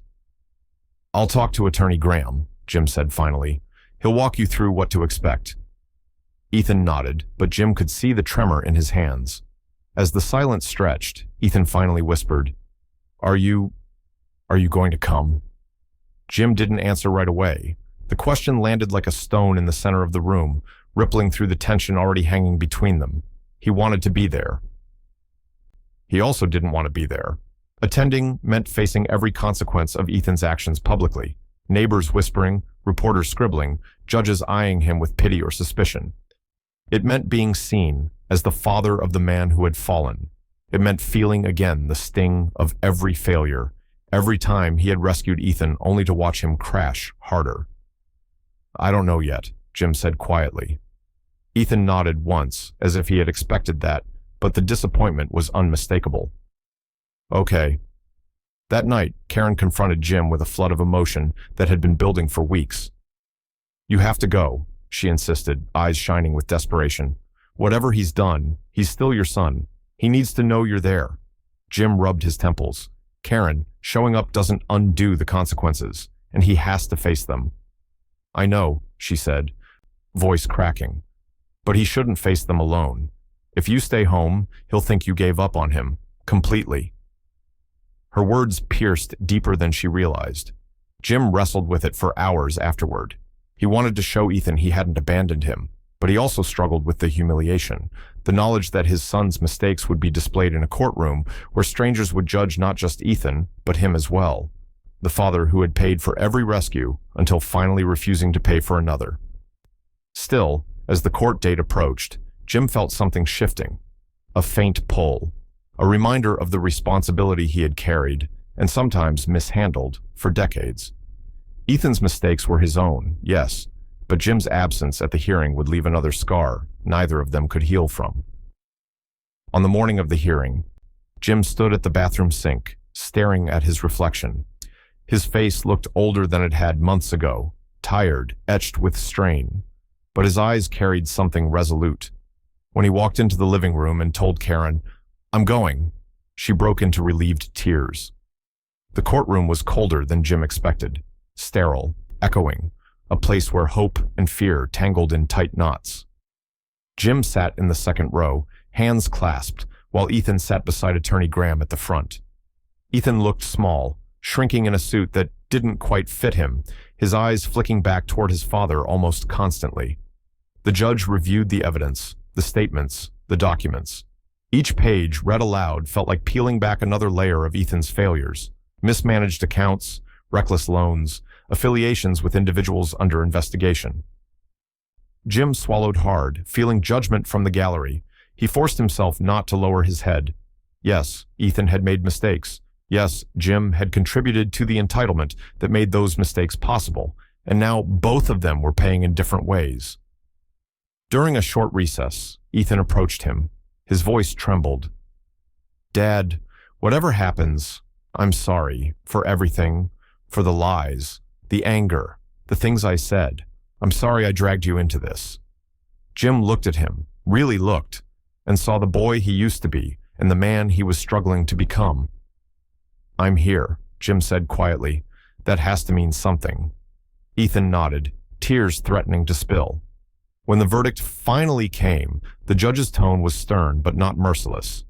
Ethan received a mild sentence: mandatory restitution, community service, continued therapy, and a year of supervised financial counseling. It was a punishment, but not a life-destroying one, a chance to rebuild, a chance to prove himself. Ethan sagged with relief. Karen exhaled shakily. Even Jim felt a tension loosen inside him. But as they walked out into the cold air, the weight of the day settled differently on each of them. The legal danger had passed, for now, but the emotional cost, the fractures, the unhealed wounds, they lingered, heavy and unresolved. Jim watched Ethan step ahead of them, shoulders still hunched, and felt a quiet realization settle in. This was not the end of their struggle. It was only the end of the first battle. The real one, the battle to rebuild trust, repair damage, and redefine their relationship, was just beginning. Healing did not arrive with the court's verdict. It didn't sweep in like a wave of relief or settle like a peaceful quiet. Instead, it crawled, slow, hesitant, uncertain. The Matthews family found themselves navigating the aftermath cautiously, like stepping across broken glass, each move deliberate and fragile. Jim and Ethan began meeting once or twice a week. Nothing dramatic, no deep confessions, just small, quiet check-ins over coffee or short walks around the neighborhood. Sometimes they talked about mundane things, the weather, the news, old memories neither of them had touched in years. Other times, the conversations drifted into silence, but not a hostile one. More like two men relearning how to exist around each other without the weight of blame hovering over every word. Still, trust did not rebuild itself overnight. Jim felt it every time Ethan spoke, listening carefully, searching unconsciously for lies or exaggerations. He hated that part of himself, hated the suspicion that had rooted itself so deeply. But after years of disappointment and manipulation, suspicion felt like armor, and armor was hard to remove. At Karen's urging, Jim eventually agreed to attend therapy. The idea made him bristle at first. He'd spent his whole life believing therapy was for people who couldn't handle their problems. But sitting across from Dr. Porter, a calm, perceptive man with sharp eyes and a gentler tone, Jim realized quickly that his assumptions were wrong. "You carry a lot of resentment," Dr. Porter said during the first session, "but underneath it, there's fear." Jim had scoffed. Fear of what? Fear of getting hurt again. Fear of being vulnerable with your son. Fear of loving him openly. The words stunned Jim. Vulnerability wasn't something he'd been raised to understand. His father had been distant, rigid, emotionally sealed shut. Jim had grown up believing silence was strength and affection was earned, not given. And without meaning to, he'd passed that same emotional distance onto his own son. Session after session, Jim peeled back old layers he didn't even know were there. Layers of shame, miscommunication, and fear. He began to see how Ethan's desperate need for approval and his self-destructive patterns had been fed by years of unspoken expectations. It didn't excuse Ethan's mistakes, but it added context Jim had never dared to consider. Meanwhile, Ethan continued attending his own therapy, though his progress was inconsistent. Some weeks, he emerged more open and reflective. Others, he stumbled, missing an appointment, retreating into himself, or falling back into self-pity. Jim noticed every slip, every hesitation, and each one made trusting harder. But healing, as Karen reminded him constantly, was not linear. "You're both trying," she said one night, sitting beside him on the couch, "and that's more than what either of you was doing before." Jim sighed, rubbing his hands together. "Trying isn't enough." "It has to be," Karen whispered. "If you expect perfection from Ethan, you'll be disappointed forever. He's growing, slowly, but so are you." Jim didn't argue. He couldn't. She was right. In time, small moments began stitching themselves into the days like tentative threads of connection. Ethan helping Jim replace the fence in the backyard. Jim teaching Ethan how to manage a real budget, something they should have done years ago. Sunday dinners that were awkward at first, then slowly became something gentler. One afternoon, while fixing the broken hinge on the shed door, Ethan handed Jim a screwdriver and said quietly, "Thanks for coming to the hearing." Jim paused. The words hit deep, simple, but genuine. "I'm your father," Jim replied. "I wasn't going to let you face that alone." Ethan nodded, eyes lowered. "I'm trying, Dad. I really am." "I know," Jim said softly, "and I'm trying too." The family began to move forward in small, uneven steps. Forgiveness didn't arrive with fireworks. It came in fleeting moments, subtle gestures, quiet acknowledgments. Jim saw it in the way Ethan stopped bristling when Jim offered advice, in the way Karen smiled a little more easily, in the way Megan hugged them both longer at family dinners, as if she felt the shift happening. But the scars were still there. Jim felt them in the mornings when doubt crept in, and in the nights when memories of the hurt resurfaced. Ethan felt them in the tremor of guilt that lingered whenever he saw the exhaustion in his father's eyes. It wasn't perfect. It wasn't clean. But it was real. One evening, as the sun dipped low and washed the living room in a soft amber glow, Jim and Ethan found themselves sitting together again, quiet, thoughtful, and stripped of pretense. "Dad," Ethan said, voice low, "I know I've hurt you in ways I can't take back, and I know trust won't come easy, but I want to move forward. I want us to be better." Jim looked at him, the vulnerability in Ethan's eyes, the fear, the sincerity. For the first time, he allowed himself to speak with equal honesty. "I was angry," Jim admitted, "and I still am sometimes. But I don't want to live in that anger anymore. I don't want to lose you over it." Both men sat in the soft hum of that confession, letting the truth settle between them. Ethan nodded slowly. "So, where do we start?" Jim exhaled. "Right here," he said, with honesty and effort from both of us. It wasn't a perfect solution. It wasn't a dramatic reconciliation, but it was a beginning, one that hinted at hope, even as the deeper wounds lingered beneath the surface, waiting to be addressed in the days still to come. It happened on an ordinary afternoon. No grand moment, no dramatic confrontation. Jim was in the garage, sorting through old tools, when Ethan appeared in the doorway. He wasn't tense or fidgeting. He wasn't avoiding eye contact. For once, he looked grounded. "Dad," Ethan said carefully, "can I talk to you about something?" Jim braced himself out of habit, expecting another request for money or a confession about something gone wrong.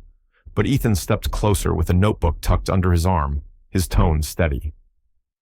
"I've been working on an idea," he said. "A business idea. But before you worry..." He held up a hand.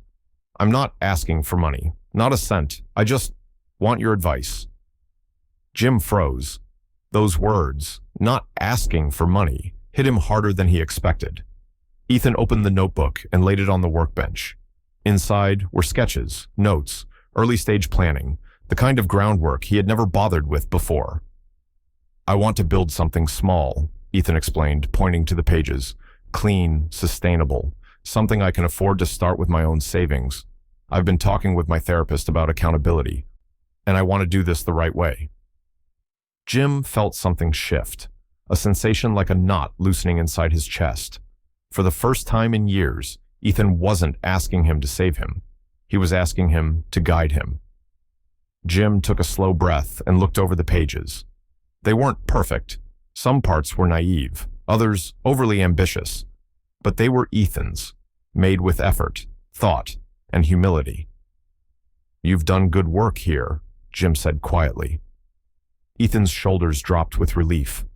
"Thanks. That means a lot." Instead of offering a checkbook, Jim offered feedback, real, constructive advice. They spent nearly an hour talking through logistics, potential pitfalls, ways to start small. Jim kept expecting Ethan to push for financial backing, but he never did.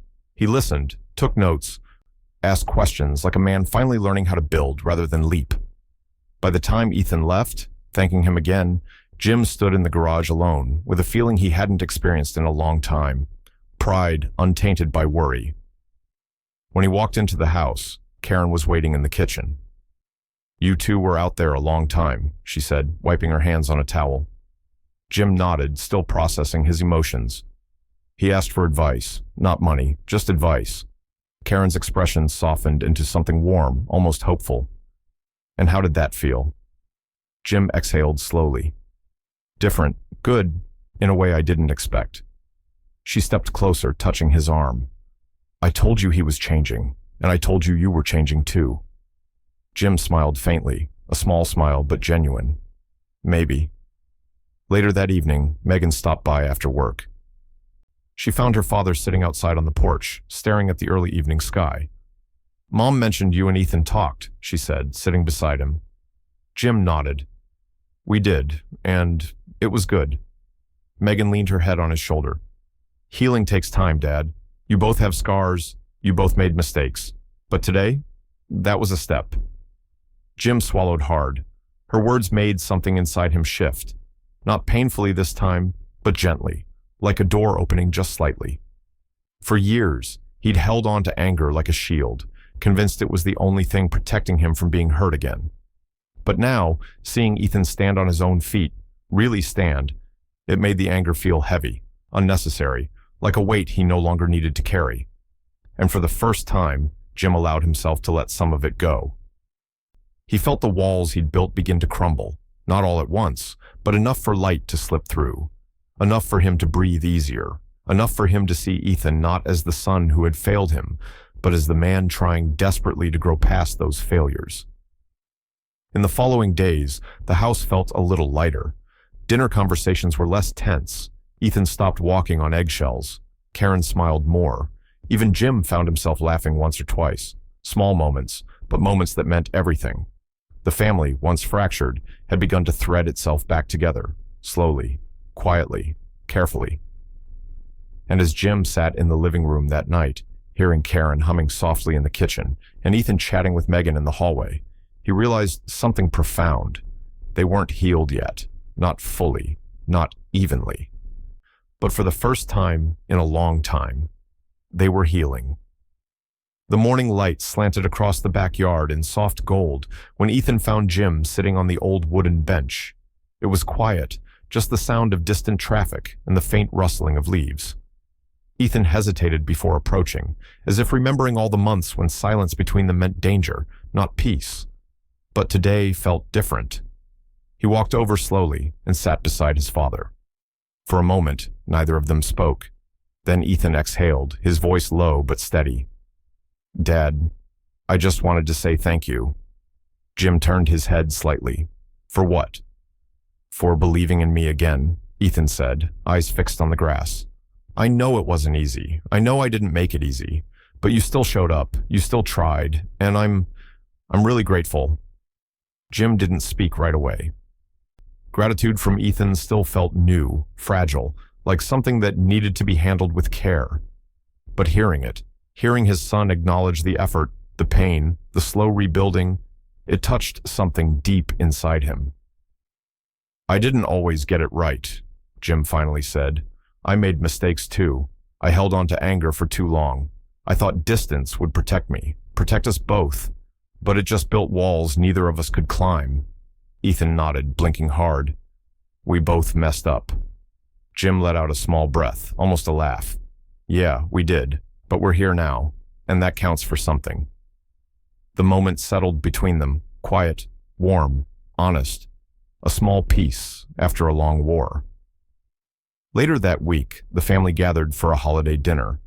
Nothing extravagant, just a warm, home-cooked meal, the house decorated with soft lights, and the familiar hum of conversation that had been missing for too long. Megan teased Ethan playfully. Karen floated between the kitchen and dining room, smiling more genuinely than she had in months, and Jim watched it all with a quiet pride growing in his chest. At one point, Karen squeezed Jim's hand beneath the table. "Feels good, doesn't it?" she whispered. Jim looked around the room, the laughter, the shared glances, the sense of return, and nodded. "Yeah, it does." Their marriage had been stretched thin during the worst of it, the arguments, the stress, the sleepless nights. But now, sitting at the table with the people they loved most, Jim felt the bond strengthening again, like two halves stitching themselves back together after a long tear. After dinner, while clearing the dishes, Ethan paused in the doorway. "Dad, can I tell you something?" Jim looked up. "Of course." Ethan hesitated, then spoke with an earnestness that still surprised Jim. "I'm starting the business next month. I've got enough saved, and I'm doing it small, really small.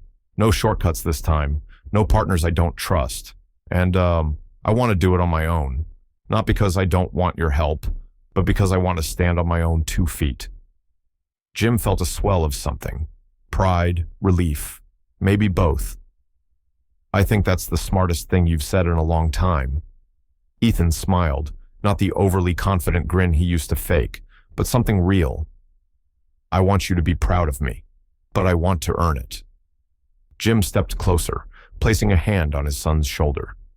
"You already are, because you're finally choosing responsibility, and that's worth more than any success." That night, after the family left and the dishes were washed, Jim sat in the quiet living room with Karen leaning against him. The house was warm, peaceful, something he hadn't felt in so long it almost felt unfamiliar. He thought about the journey, the chaos, the betrayal, the heartbreak, the slow rebuilding, the mistakes he'd made as a father, the ones Ethan had made as a son, and the painful truth that love wasn't just unconditional support. It was boundaries, accountability, honesty, and choosing to show up again and again, even when it hurt. Jim breathed deeply, letting go of the last pieces of resentment he'd clung to. "We're going to be okay," he murmured. Karen smiled softly. "Yeah, we are." For the first time in years, Jim believed it. The family wasn't perfect. They were scarred, bruised, still learning, still healing. But they were moving forward, together, stronger, wiser, united in a way struggle had forced them to become. And as the night settled around the house, Jim felt something he hadn't felt in a very long time. Hope. The morning was quiet, the kind of quiet that felt earned. A soft breeze stirred the early fall leaves as Jim and Ethan walked side by side down the familiar neighborhood path. No agenda, no tension, just the slow rhythm of footsteps and the gentle hum of a world waking up around them. It was the first time in years that a walk between them didn't feel like an emotional minefield. Ethan kept his hands tucked into the pockets of his jacket, glancing over at his father every so often, as if still adjusting to the steadiness between them. "It's strange," he said, breaking the silence, "walking like this. It feels normal." Jim gave a small nod, his eyes fixed on the path ahead. "Normal is something we had to work for." Ethan exhaled, his breath visible in the cool air. "Dad, I think about everything a lot. The mistakes, the things I said, the things I blamed you for. I didn't understand back then. I didn't want to." Jim let the words settle before speaking. "We both held on to pain a lot longer than we needed to." They stopped at a small footbridge overlooking the creek, the water reflecting the soft morning light. Ethan leaned on the railing, his voice low, vulnerable.